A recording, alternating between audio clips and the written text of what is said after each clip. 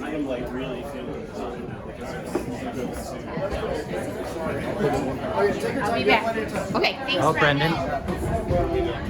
Hey, how are you doing? Good to see you. Hello, Randy, Ella, Hello. Zach. Hey. Hey, Grandma, Poppy. Got Marie.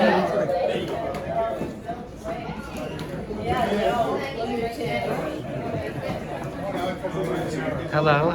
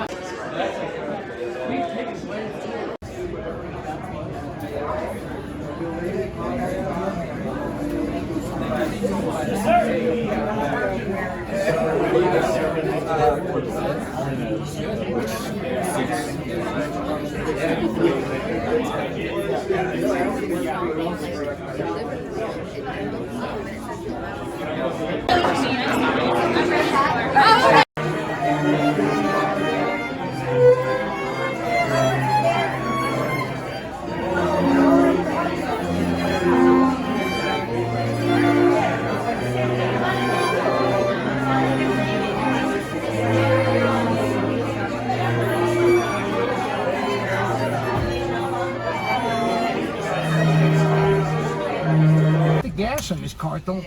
You gotta, Because you're pulling a whole hectare behind you gotta go manual. I'm gonna leave my bag in the car. Just put it under the seat.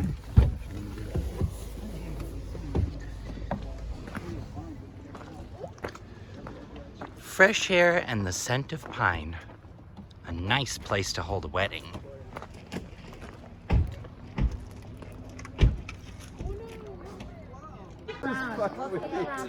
No, I don't want to go anywhere. I don't either. Yeah, just stay put.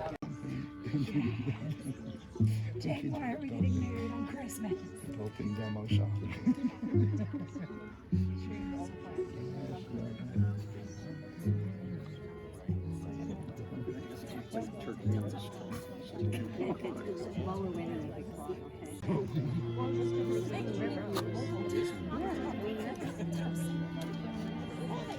Audrey Hepburn sang this. You heartbreaker,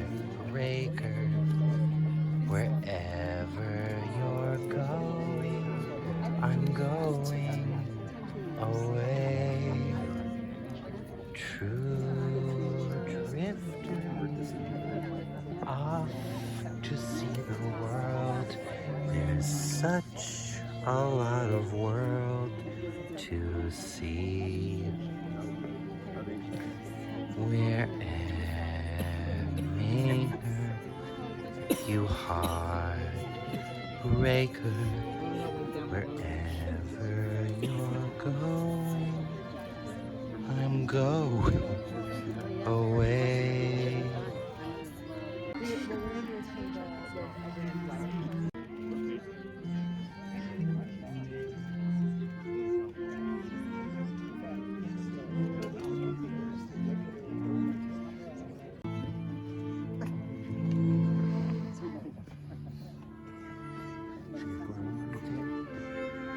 Yes, she's on.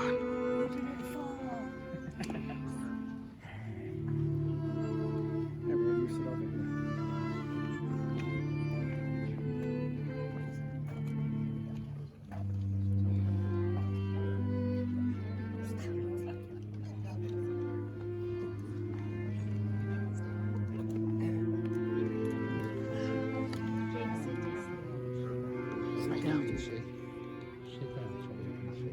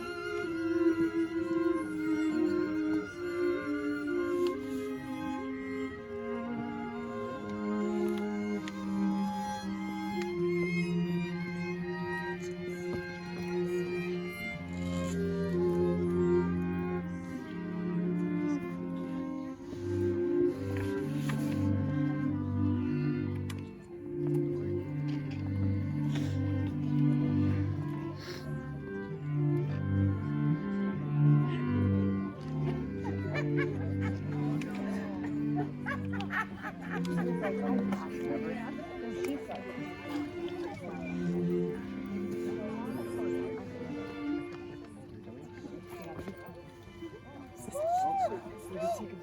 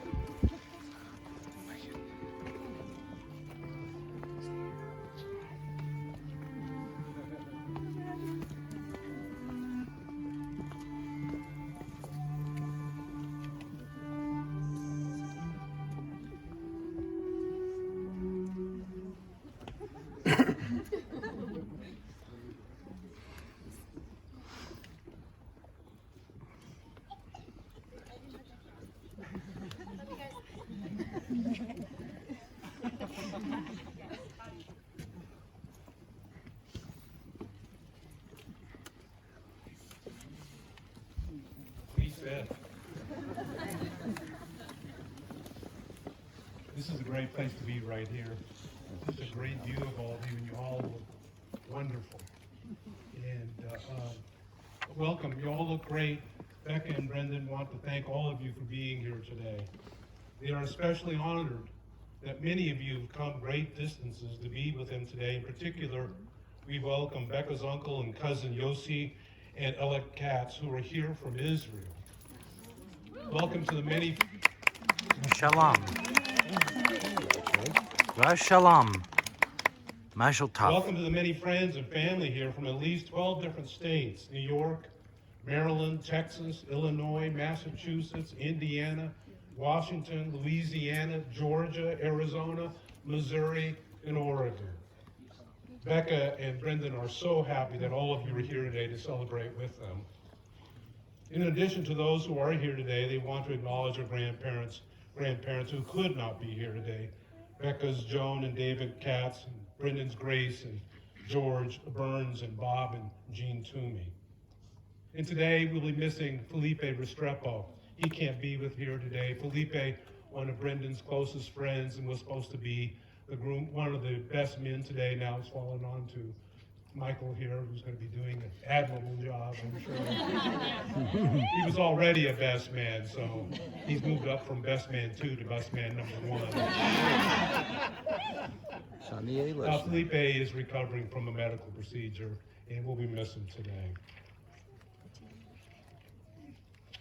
Today, of course, is Beck and Brendan's wedding day, June 19th, 2021.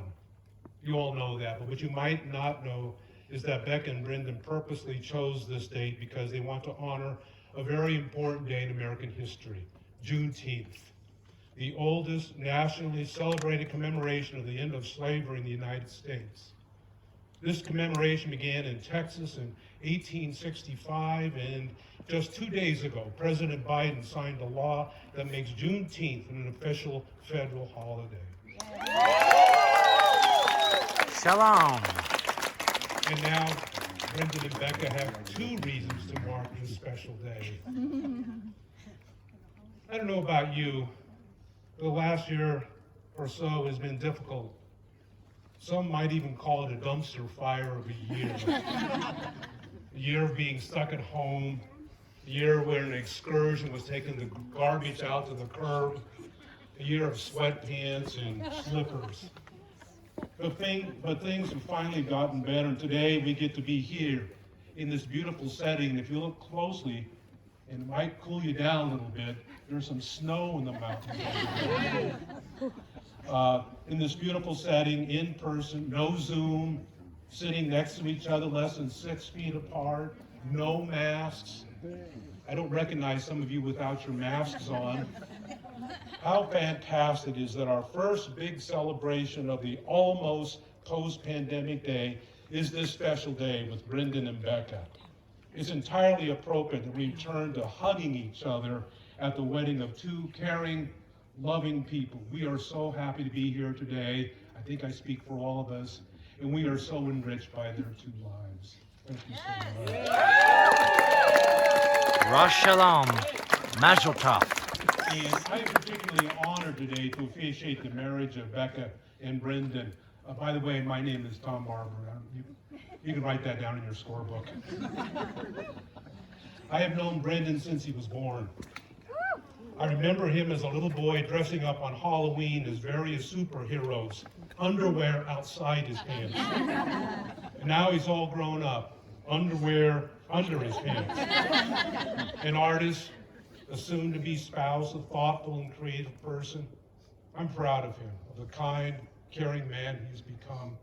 And I love his quiet, wry wit, and I also love that he knows the complete dialogue to The Big Lebowski. And what a joy it was to listen as he journeyed through his various stages of musical growth. From Earache My Neck. I remember hearing when Earache My Neck was playing. Becca. One of the more profound experiences that I've ever had was the first time that I realized that I wanted to spend the rest of my life with you.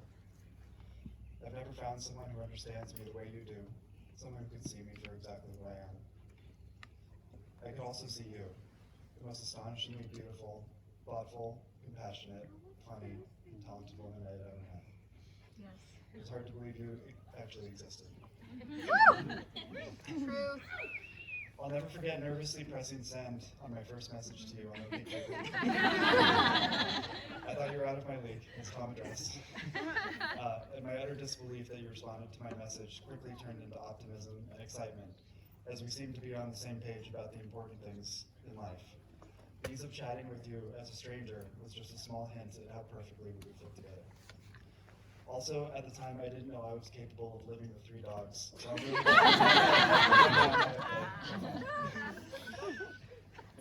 We spent the summer singing to each other at any karaoke bar we could find. We stayed up until the early hours of the morning, sharing our stories as we began to write our own story together. It was absolute magic, and it's only gotten better from there. It's become deeper, more profound, and more achingly beautiful than I could have ever imagined. We've had our share of difficulties, but the way we navigate them is so heartening to me. We can't seem to stay mad at each other for very long. Sheer honesty, willingness to understand each other, and plans to improve come quickly.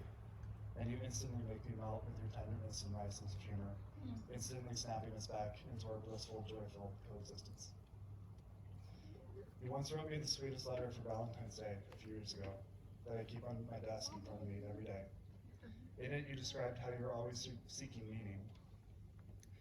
We've miraculously found each other in this seemingly chaotic universe, a Objective truth and objective meaning might be out of reach for us, but it doesn't matter, because I choose you as my meaning, as my truth.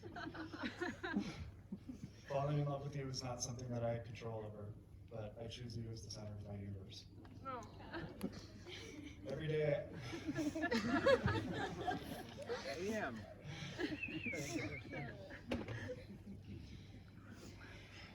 Every day I marvel at your razor-sharp wit, your unique sense of humor, at your compassion for animals and people alike.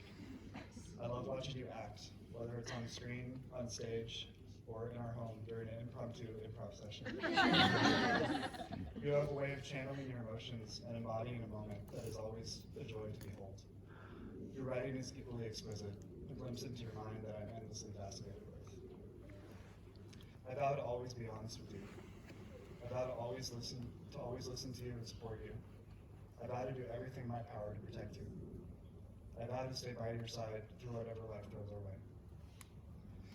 Your dreams are my dreams, both for you and for us. I promise to support, nurture, and encourage you in pursuing anything you want in life. You have a life ahead of you filled with friends, family, acting, writing, animals, music, camping trips, crunking, long days, and a happy marriage. And I'm so honored and excited to be by your side as your loving partner for all of it, for our life together. I adore you. I love you now, and I will love you forever. Mazel tov. I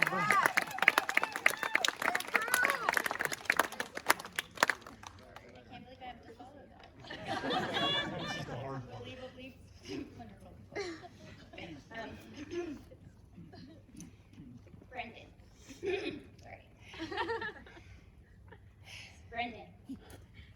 When I initially started working on my wedding vows 5 years ago after our first date, I would make little notes and moments of inspiration, whether it was because you had just done your spot-on Grandpa Simpson impression, had beautifully sung all the lyrics to the 1991 Ren and Stimpy smash hit, The Log Song. I figured I would have no problem compiling the notes into a beautiful and perfect articulation of my feelings for you. But as I tried to express the singular connection that we had, I kept finding myself coming up with cliches. You're the light of my life. You're the wind beneath my wings. You're the yin to my yang. And that was frustrating at first because I used to think that there couldn't possibly be anyone else in the world who felt what I felt for you and who had what we have. And I wanted to be able to express that uniqueness. But at some point I realized that there are so many people out there who also share the love and the acceptance and the happiness that we have. And to be a part of those people is so special. What an incredible privilege to get to live out the greatest cliches of all time with you. So often when you walk into a room or you're sitting next to me on the couch as we read or talk or write or eat or watch trash TV, I am struck with amazement at my luck that I get to share space and a life and a connection with you. When we met, you were living with a bunch of roommates and you had a bed still pushed up against the corner of your room. I was living in a messy 150 square foot bachelor apartment with a Murphy bed and 3 elderly dogs. We've grown so much together. You're leading a team of engineers, you're creating beautiful, incredible music. I learned how to clean my room. You impress me every single day with your generosity, with your creativity, with your vocabulary. I admire so much the passion and the focus that you have for your music, and I'm so grateful that I get to be with a person who understands and prioritizes the need to do what they love. In that way, you also make me feel seen and understood. You make me laugh every single day, multiple times a day. Shaky. My favorite part of our relationship is how much laughter and joy and fun we have. You are a constant role model for me as a human and as a partner. I admire the way that you connect with your friends and the way that you care about them and respect them.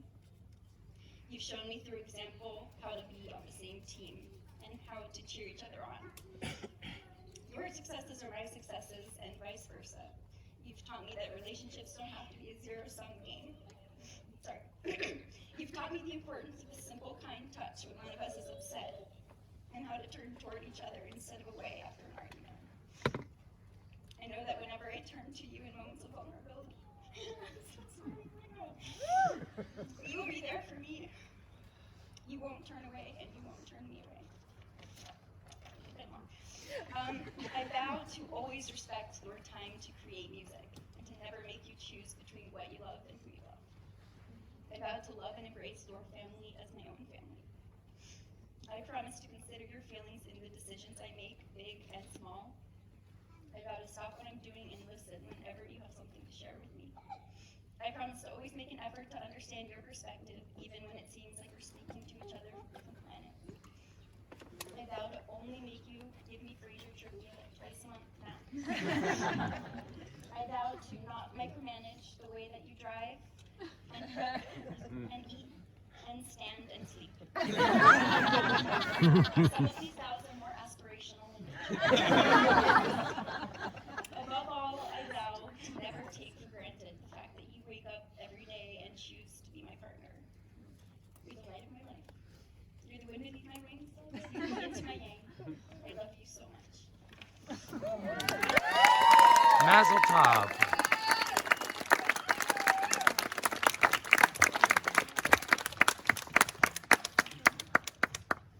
I told you, League of Their Own. And now we have the exchange of rings. Mike, that's you. Thank you.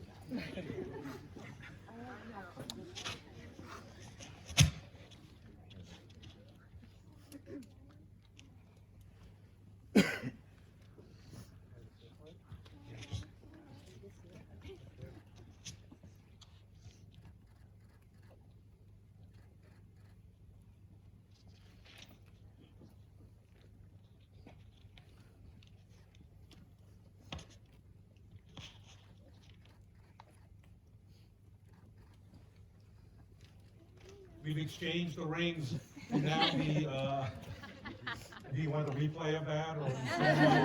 No. Now you can put this thing, is this thing on? You're doing a great job. Okay. And now comes the official part. By the power invested in me by the state of California, I declare you wife and husband, husband and wife. Let the kissing begin. Mazel tov.